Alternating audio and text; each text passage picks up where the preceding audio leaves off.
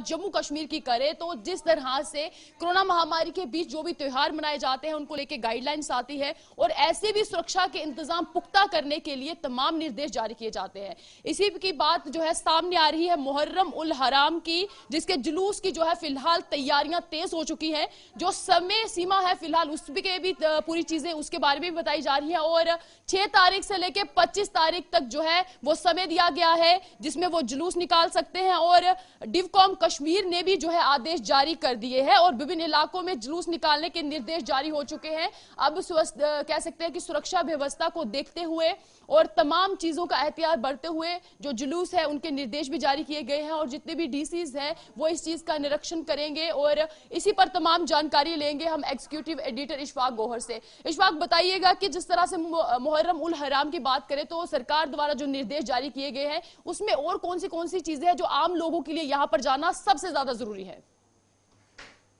प्रिया, ये एक बड़ी खबर है क्योंकि इसको जब आप कश्मीर के सेंट्रिक से देखेंगे तो तकरीबन 30 साल के बाद, after a gap of 30 years, state administration ने अलाउ किया है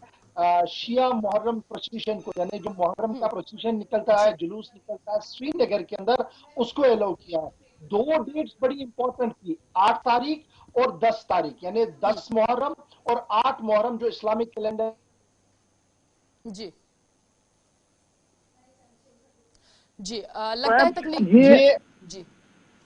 ये दोनों जुलूस जो है इन पर बैन लगाया था स्टेट एडमिनिस्ट्रेशन ने, लेकिन अब 30 साल के वक्फे के बाद स्टेट गवर्नमेंट ने ये अलाउ कर दिया है। लगातार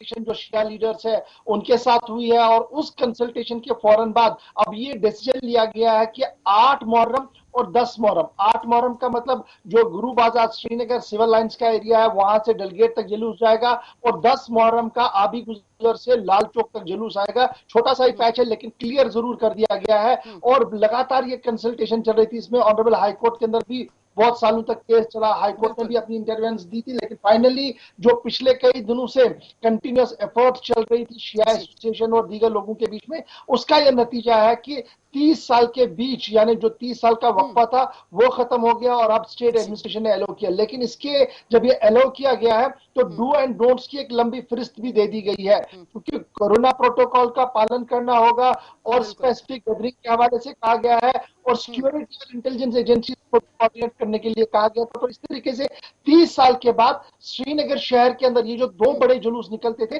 दोनों को स्टेट गवर्नमेंट ने अलाउ कर दिया।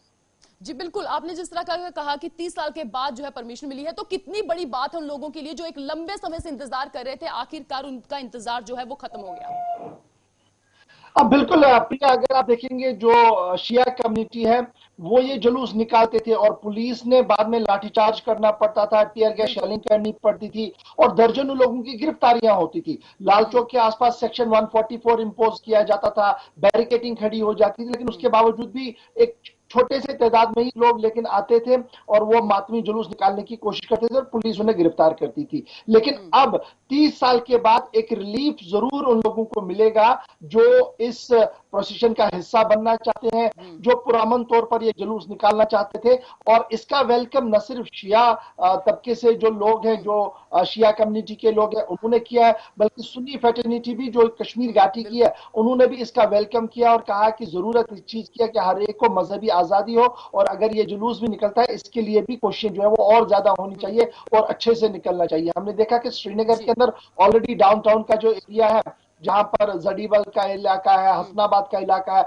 वहां पर बड़े बड़े प्रोसेशंस निकलते थे लेकिन वो अंदर अंदर रास्तों से ही चलते थे, मेन रोड पर नहीं आते थे। लेकिन अब आहिस्ता आहिस्ता करके हालात बदल रहे हैं और बदलते हालात के बीच ही स्टेट गवर्नमेंट ने यह बड़ा फैसला लिया है कि 8 और 10 मुहर्रम, इन दोनों मुहर्रमों के जुलूस पर पाबंदी थी, वो पाबंदी हटती हुई नजर आ रही है विद सम रेस्ट्रिक्शंस। और ये भी बड़ी इंपॉर्टेंट बात है, इमरान रजान सर ने अपने ऑफिशियल ट्विटर हैंडलर पर सभी शिया कम्युनिटी के लीडर से अपील की है कि let us join hands together ताकि हम इस जुलूस को कामयाब करें और जो सेट प्रोटोकॉल और नॉर्म्स है उनको देखते हुए आगे बढ़े। सबकी नजरें जो है वो अब लाल चौक वाले जुलूस पर रहेंगी, जो लाल चौक तक आएगा। अभी गुजर से लाल चौक तकरीबन 2-2.5 किलोमीटर का रास्ता है, यहाँ पर किस तरीके के अरेंजमेंट्स रहेंगे। और सब आज का दिन बड़ा इंपॉर्टेंट इसलिए भी माना जाता है कि आज जो शिया लीडर्स हैं वो कहीं ना कहीं अपनी ऑफिशियल अनाउंसमेंट। तमाम जानकारी के लिए शुक्रिया। जिस तरह से इशफाक गोहर द्वारा भी कहा गया है कि 30 साल के बाद जो लंबा इंतजार है वो खत्म हो चुका है और जम्मू कश्मीर के लोगों के लिए एक अच्छी खबर सामने आ रही है। इसी के साथ